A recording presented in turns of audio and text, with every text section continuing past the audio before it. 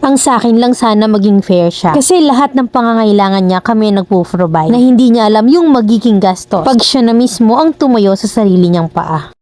Yung boyfriend ko, meron siyang ex-wife. Meron ding 2 anak at until now ay kasal pa rin sila. Settled naman na ang lahat at may sariling pamilya na rin yung babae. Na which is kakapanganak lang din noong July. At ako naman dalaga pa nung makuha ng boyfriend ko dahil siya yung first boyfriend ko at all. 18 lang ako nang maging kami at ngayon 21 na ako. Which is magti 3 years na kami. At ngayon lang namin naranasan yung bumukod dahil sa almost 2 years naming magka-live-in. Nasa side kami ng parents ko. Gusto ko sana na bumukod na kami para makita ko sa kanya na kung kaya niya akong buhayin na hindi umaasa sa parents ko or sa parents niya. Kasi nakikita ko na parang hindi niya kaya dahil yung mga anak niya ay nanay niya yung nag-aalaga at siya naman ay dito sa amin nakatira. Bale, sumasaglit lang siya sa mga anak niya araw-araw pagkagaling sa trabaho kasi malapit lang naman yung bahay ng nanay niya sa pinagtatrabahuhan niya. Ang problema ko lang kasi ay every week may sinasahod siyang 1.5. Yung 500 ay sa parents ko at yung 1K naman ay sa akin, which is hindi ko alam kung sa akin nga. Kasi yung 1K na binibigay niya eh siya rin yung gumagastos. Samantalang lahat ng pangangailangan niya yung parents ko yung nag-provide. Like baon niya pagpasok sa school, pagkain sa umaga, tanghali, gabi. At hinahatid pa siya pagpasok sa trabaho. Kaya ang magagastos lang niya sa araw-araw ay 23 pesos na pamasahe. Ngayon nga nagrereklamo na yung mga parents ko. Nakulang talaga yung binibigay niya na 500 every week. Ino-open ko naman sa kanya ng ayos yun pero parang ako pa yung mali. Na iniisip niya na mukha lang akong pera. Kaya naisipan kong magbukod na lang kami nang ma-realize niya yung totoong gastos pag wala siyang inaasahang ibang tao. At ang bala ko sana na kapag nakabukod na kami at hindi niya na talaga kaya akong buhayin, ako na mismo ang makikipaghiwalay sa kanya. Yung hindi na nga ako nanghihingi sa kanya ng pangsarili kong pangangailangan. Kasi yung 1K na binibigay niya sa akin ay hindi umaabot ng 1 week. So paano na lang pag nakabukod na kami? Nasa almost 5K niyang sinasahod every week. 600 lang yung napapala namin. Kwento niya pa na 1.5 yung naibibigay niya sa mga anak niya. Na hindi naman ako naniniwala na ganun lang dahil wala siyang pinagkakautangan. At yosi lang ambisyon niya. Feeling ko pinapatunayan niya masyado yung sarili niya sa ex-wife niya na kaya niyang buhayin yung mga anak kung ganun din lang naman pala, sana hindi na siya nakipaghiwalay. Kasi kami ng parents ko yung nahihirapan. Hindi naman ako naninilip ng binibigay niya sa mga anak niya dahil responsibilidad niya yon bilang ama. Ang sa akin lang sana maging fair siya. Kasi lahat ng pangangailangan niya kami yung nagpo-provide. Na hindi niya alam yung magiging gastos pag siya mismo ang tumayo sa sarili niyang paa. Tama ba yung magiging decision ko na bumukod kami at pag hindi niya na kayang gampanan, iiwan ko siya. Kasi iniisip ko rin yung future ng magiging anak ko. Kaya nga hanggat maaari hindi ako nagpapabuntes sa kanya. Pinangakuan niya rin ako na kaya niya akong buhayin pag bumukod na kami. By December pa kasi yung plan namin para makaalis dito sa bahay ng parents ko. Dahil hinihintay niya pa ako makapag-start sa trabaho. Mamilan, gusto ko sanang humingi ng real talk advice. Letter sender, Karen ng Makati.